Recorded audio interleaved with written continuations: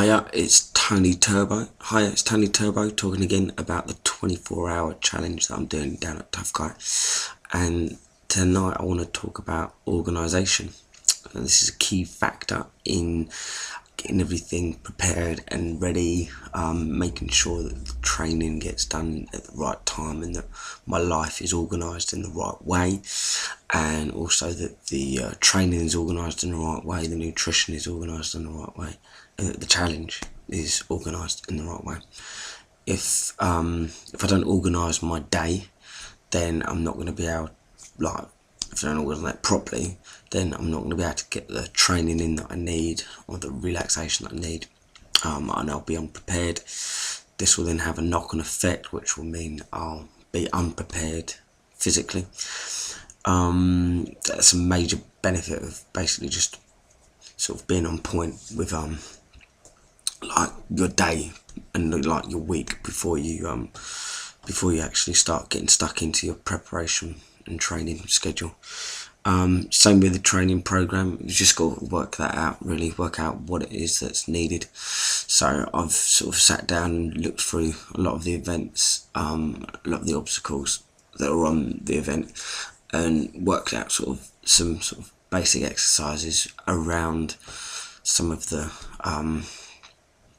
requirements and demands that are going to be placed on my body, and still the nutrition as well. So I've looked at my nutrition and how I can sort of optimize that for the best sort of performance benefits, so that I can get the most out of my body, have the most energy when I need it, and not be storing too much extra energy on my body, which is gonna obviously make me heavy.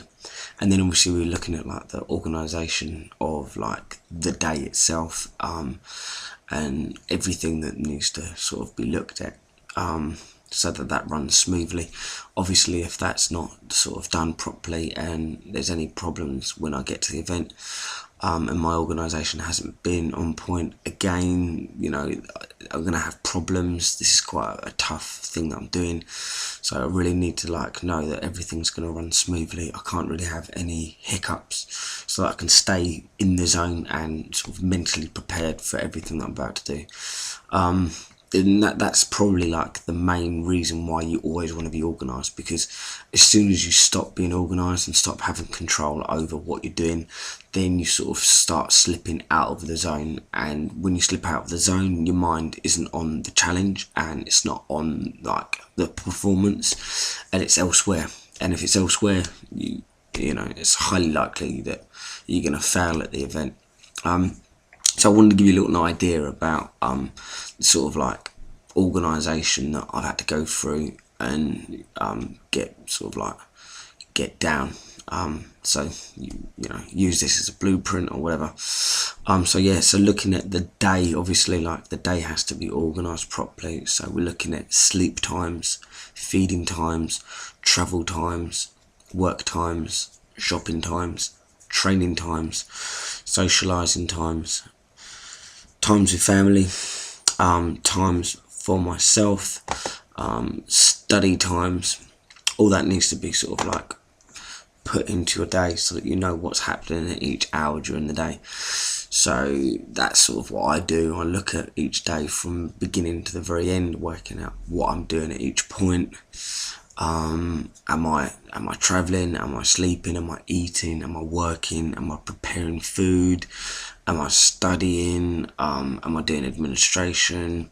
Am I spending time with family, or whatever, personal time, relaxing? That's basically scheduled from the moment I wake up to the moment I go to bed, and that's done for at least a week or two in advance, definitely. If you're not a week in advance, then you're not going to have any control. And admittedly, sometimes it can be difficult to see beyond the first week or two. I would probably say that you need to have at least 1 week in front that's completely sort of organised, and you can run to the T by what you've organised, and then you can sort of work out the second week as it envelops, because I've got a busy life and my weeks vary and change, but you want to try and pin everything down as much as possible, at least have a blueprint. Then also you got to look at sort of like the training organising that you're doing. So you've got to organise sort of like where you're going to be training, what equipment you need, the actual like program that you're doing. So like the exercise selection. And then you're looking at the nutrition that you've all got to organise. So I've actually got to organise all of like the food, the meals. You've got to like basically work out what meals you're going to be eating, what foods are then going to be in those meals. So then you can make a shopping list, and then you can go buy the food, and then you can go prepare the meals and then eat the meals. So it's not quite just as simple as being given a plan of what to eat or how to exercise. You know, you've got to sort of like understand it all and go and do it.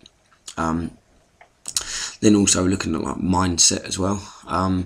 So I mean, this is something that I find like it's quite like an interpersonal thing. It's all about you really, and how you're going to relate to like your challenge. But definitely for me, I need to sort of like go through that race in my head, see me sort of going through that up and down the different obstacles, through them, sort of just basically smashing them.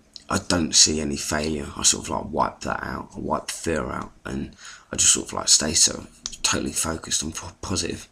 And sort of like, you know, that helps me build my confidence and be totally like mentally prepared.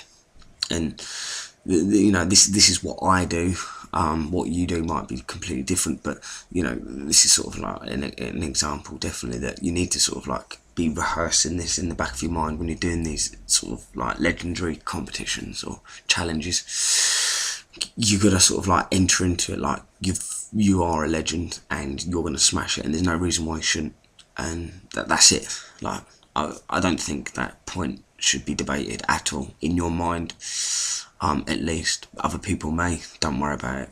Like, in all honesty, forget about it. You are like the most important person right now. And then looking at like the challenge organisation. So I'm just going to give you an idea about sort of like what you've got to think about to like get your challenge organised. Okay, so like the day that the challenge is on, the time of it, how long it's going to run for, obviously, your travel to and from it. Like for me, I've got to like look at like the timing of the laps that I'm doing, so that it's recorded. There may be some sort of way of recording the challenge you're doing or whatever, I don't know. Definitely for me, I've got to have like a team around me to support me. So we're looking at like a physiotherapist to sort of work on my body. We're looking at a cameraman to sort of like document the event. We're looking at someone that's going to basically be on hand to feed me and give me my sort of nutrition, what I need. Then possibly if I can have like a buddy like marshalling with me on each lap that I do, so like a lap buddy, someone sort of like keeping like a relaxation zone ready and prepared for me, so that when I need to rest, I've got somewhere to be. Obviously we need someone like keeping a timer so that we know when the 24 hours is up, and someone making a check with the I'm doing, how many laps I'm doing. And then we've got to look at like kit, so you know, how many pairs of shoes I need, or trainers, how many pairs of trainers I need, how many tops I need, how many bottoms, socks, etc. Then, you know, a little bit like thinking like, you know, what type of wetsuit I might need. I'm going to be going in and out of water in the middle of the night, and it's a high risk that I could get hypothermia, so a wetsuit is probably advisable. And then looking at like safety equipment, I'm going to be like basically up sort of 20-30 foot high cargo nets and abseiling down ropes across lakes and stuff. So probably when I'm really knackered and I can't hold myself up, I'm going to need some sort of like floating vest sort of to keep me buoyant if I fall into the water. And obviously we'll need someone around me at those points, sort of keeping check on me and dragging me out of the water if it needs to be done. It's going to be in the dark, some of it, so potentially I'm going to need like a torch for my head so that I can see where I'm going. Then your obvious things like blankets and, you know, silver blankets and heaters and stuff like that. And then I suppose like something that sometimes gets missed with challenges and stuff is like the victory party. I mean, that's like really important for me, that I can sort of like celebrate the achievement. So yeah, basically you need to sort of like organise like some way of you celebrating that, whether it's on the day of your challenge or whether it's maybe like a couple of days later or next week. And then think about, you know, who you're going to invite, what you're going to say when they come, what you're going to have prepared for them when you do. If you get all that organised before the event, it's something that you can look forward to as well, and it also helps sort of like prime everybody up that, you know, they know what you're getting up to. You're sort of like promoting yourself by inviting them to a party, which is, you know, it's what you're trying to do. You know what I mean? It's like you want to sort of tell everybody, you know, what you're up to. In all honesty, does it really matter? Well, it's that's got to be up for you. I mean, I'm probably doing this more for me, so that I can prove to myself that I am a legend and I'm solid. So it is quite an egotistical thing. I think I would like the admiration of others, but I realise that I'm not doing it for them. And if I was, then the moments when people doubt me and shade and cast sort of like doubt over the sort of like challenge that I'm about to do, that would have more of an effect, I reckon. So I don't consider it important, but I'd like them to share it, and, you know, I'd like them to, you know, feel part of what I've been up to, and so they can sort of know and celebrate with me. I'd like to share that moment of happiness. Yeah, no, that's it really, I think. So I just want to give you a little bit about challenge organisation, and, you know, how you prepare your day and how you prepare sort of like getting ready for it.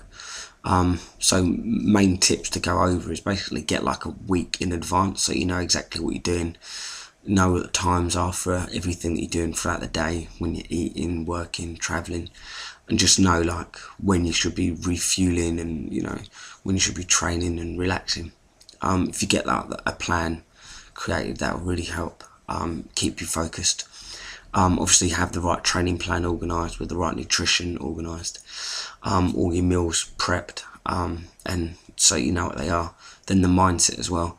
Keep yourself in the zone. You've got to sort of like sit down and give yourself a moment sort of every day, sort of just focusing on being a winner and, you know, accomplishing something. And then obviously organise the challenge, making sure that everything that you need to know about is organised and it's going to run smooth for you. You don't want any hiccups. You don't want to have to stop your challenge halfway through because something's not working properly, or you haven't got the right equipment, or someone's messed something up with the timer. Any number of things could get in the way of you being victorious. So don't let it. Be prepared. Okay, cool. I'll speak to you soon.